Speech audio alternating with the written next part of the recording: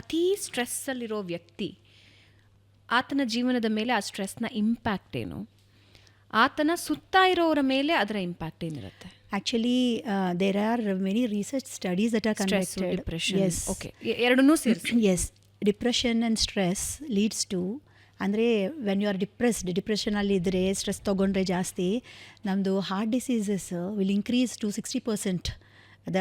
The chances of getting into heart disease and diabetes and high blood pressures, ಇದೆಲ್ಲನೂ ತುಂಬ ಜಾಸ್ತಿ ಆಗೋದಕ್ಕೆ ನಾವು ಇನ್ನೂ ಪಾಸಿಟಿವ್ ಆಗಿ ಪುಷ್ ಕೊಡ್ತಾ ಇದ್ದೀವಿ ಡಿಪ್ರೆಷನು, ಸ್ಟ್ರೆಸ್ಸು ತೊಗೊಂಡ್ರೆ.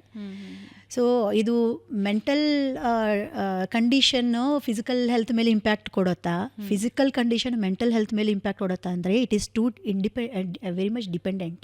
Wise versa. Yeah, okay. ನಮ್ಮದು ಮೆಂಟಲ್ ಹೆಲ್ತ್ ಚೆನ್ನಾಗಿಲ್ಲ ಅಂದರೆ ಫಿಸಿಕಲಿ ನೀವು ಎಷ್ಟಾದರೂ ಫಿಟ್ ಆಗಿರಿ, ಬಟ್ ಅದು ನಿಮ್ಮ ಇದು ಕಂಪ್ಲೀಟ್ ಹೆಲ್ತ್ ಅಲ್ಲ, ಅದ್ರ ಪ್ರಭಾವ ಫಿಸಿಕಲ್ ಹೆಲ್ತ್ ಮೇಲೆ ಇದ್ದೇ ಇರುತ್ತೆ.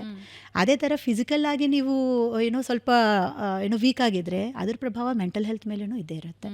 ಅದಕ್ಕೇ ಹೆಲ್ತ್ ಅನ್ನೋದು ಬರೀ ಫಿಸಿಕಲ್ಲು ಮೆಂಟಲ್ಲು ಅಲ್ಲ, complete comprehensive collection of being healthy in all these different areas is called as health.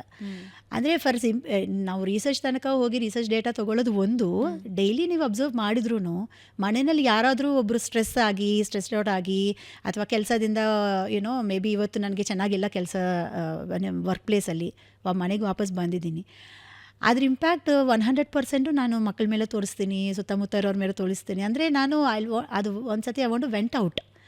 So ಅದರಿಂದ ಏನಾಗುತ್ತೆ, ಅದು ಎಲ್ಲರಿಗೂ ಅಂಟ್ಕೊಳ್ಳುತ್ತೆ. ಅವ್ರೂ ಅದು ಬೇರೆ ಅವರು ಸಫರ್ ಆಗ್ತಾರೆ, ಅದು ಅವ್ರ ವರ್ಕ್ ಮೇಲೂ ಇಂಪ್ಯಾಕ್ಟ್ ಆಗುತ್ತೆ. ಬೇಬಿ ಮಕ್ಕಳು ಹೋಮ್ ವರ್ಕು ಅಸೈನ್ಮೆಂಟ್ಸ್ ಮೇಲೆ ಅದು ಆಗುತ್ತೆ, ನನ್ನ ರಿಲೇಷನ್ ಮೇಲೆ ಪ್ರಭಾವ ತೋರಿಸುತ್ತೆ. ಸೊ ಇದು ಒಬ್ಬರಿಂದ ಶುರುವಾಗಿ ಒಬ್ಬರಿಂದನೇ ಮುಗಿಯಲ್ಲ, ನಾವು 100% ಸ್ಪ್ರೆಡ್ ಅಂತೂ ಮಾಡೇ ಮಾಡ್ತೀವಿ. ಡೆಫಿನೆಟ್ಲಿ ಕಂಟಿಜಿಯಸ್. ಓಕೆ,